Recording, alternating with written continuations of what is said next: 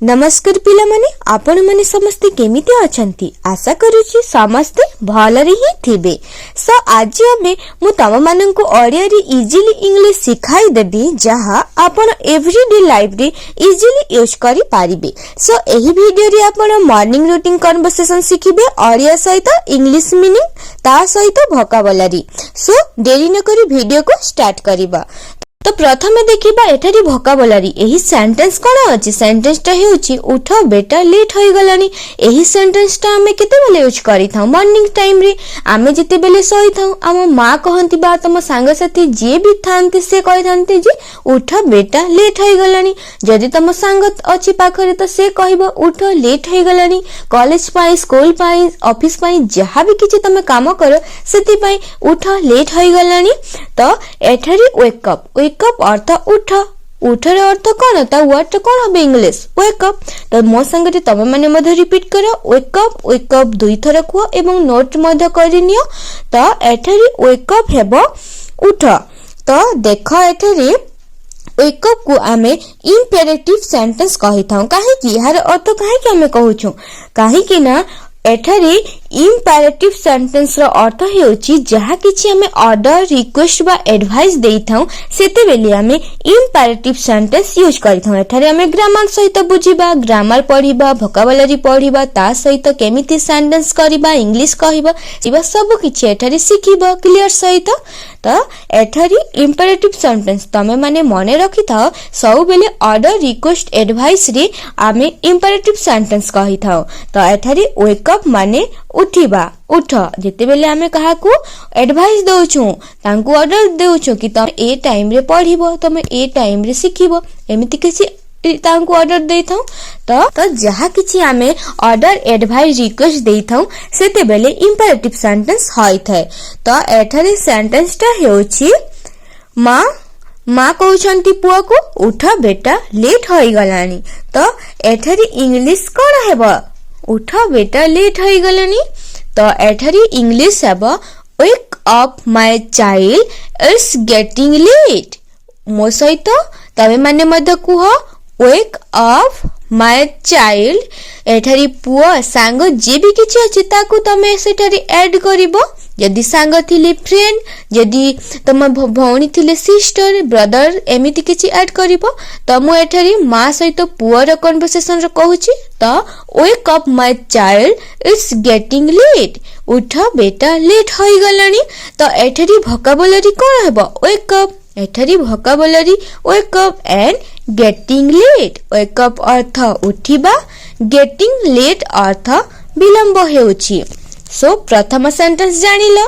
तो आमे एबे आ गोटे सेंटेंस देखिबा जेमिति मां मते आउ 5 मिनिट सोइबाकू दियो। मां तमको उठाइले, उठ बेटा लेट होई गलानी एमिति कहिले।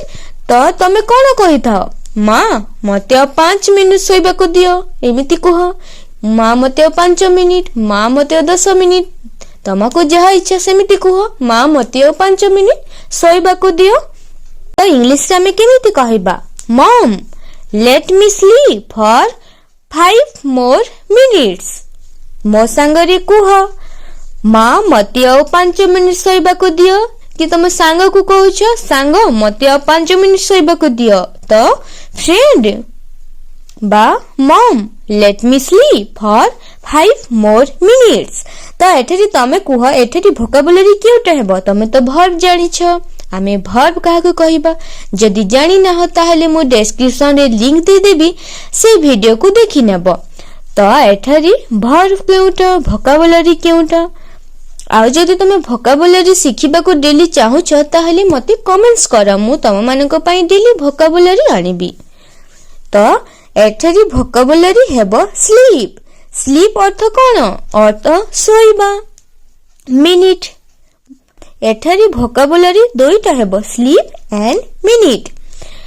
सेमिति मां को तमे कहिला 5 मिनिट सोइबाकू दियो, सेमिति आ कोन कहबो? तो मां तमको कहउचंती दांत घसीबो, गाधोइबो, स्कूल जिबाकू डेरी हेबो, ऑफिस जिबाकू डेरी हेबो, कॉलेज जिबाकू डेरी हेबो। मां कहउचंती तमको मां प्रथमे उठाइले कोन कहिले? मां तमको कहिले बेटा उठ लेट होई गलानी। तमे कहिलो आ 5 मिनिट सोइबाकू दियो।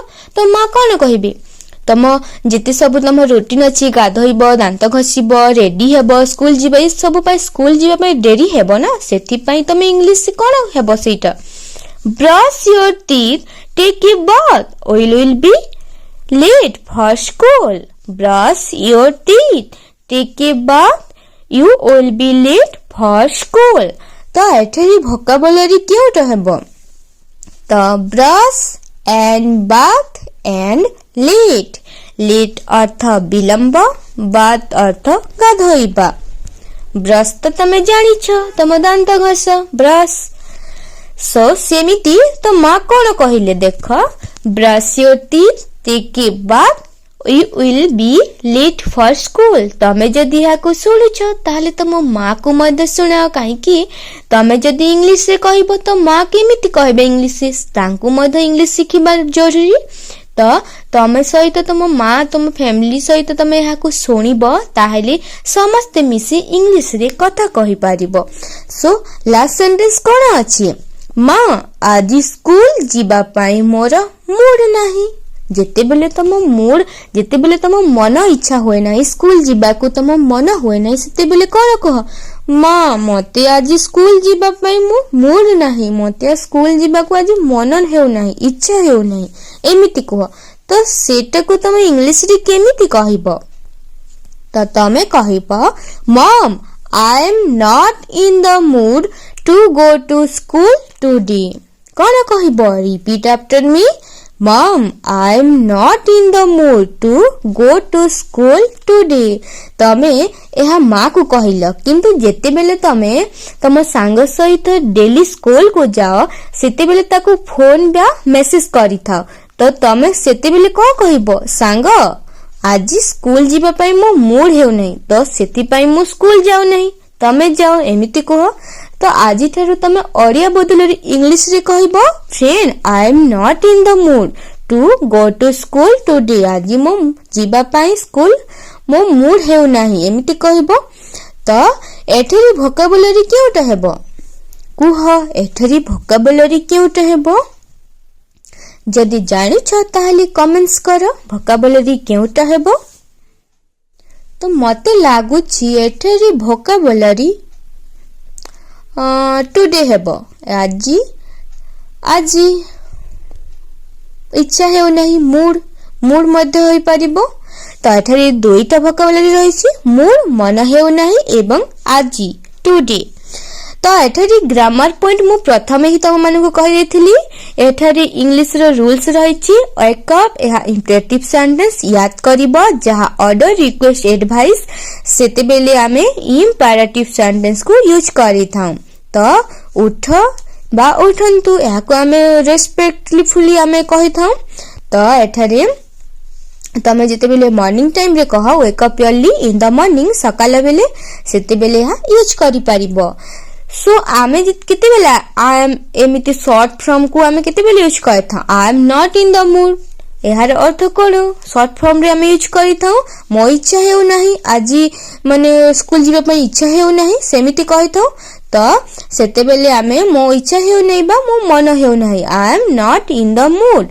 तो एठारे ग्रामर पॉइंट को यूज करा जायछि जेमिति wake up and I am not in the mood so तमे माने नोट करि नेबो आउ जेबी हमें तमे जानी था जेबी हमें वेक अप कहूछु ताहा इंपरेटिव सेंटेंस माने रखिबो तो चलो एबी हमें किछि डायलॉग प्रैक्टिस करिबा एही डायलॉग को पुणी थरी रिपीट करिबा जहा तमको याद हेबो आउ तमे नोट मध्य करिबो तो चलो एबी इंग्लिश टू इंग्लिश कहिबा wake up my child it's getting late mom let me sleep for 5 more minutes brush your teeth take a bath you will be late for school mom I am not in the mood to go to school today एमिति कहि था ना तमे मध्य एमिति कह जेमिति तमे ओडिया रे कथा कह सेमिति इंग्लिश को मध्य इजीली सहित कथा कह घबराइबो नाही कि परेशान हेबो नाही तमे इजीली सहित कॉन्फिडेंटली सहित कहि पारिबो mom I am not in the mood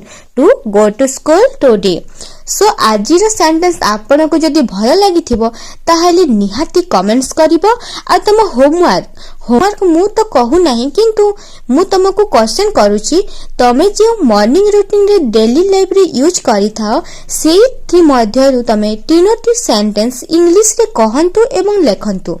तो एटा हैला तुम होमवर्क करि नेबो आ वीडियो भल लागि ताहले लाइक शेयर सब्सक्राइब करबा को भूलिबनी।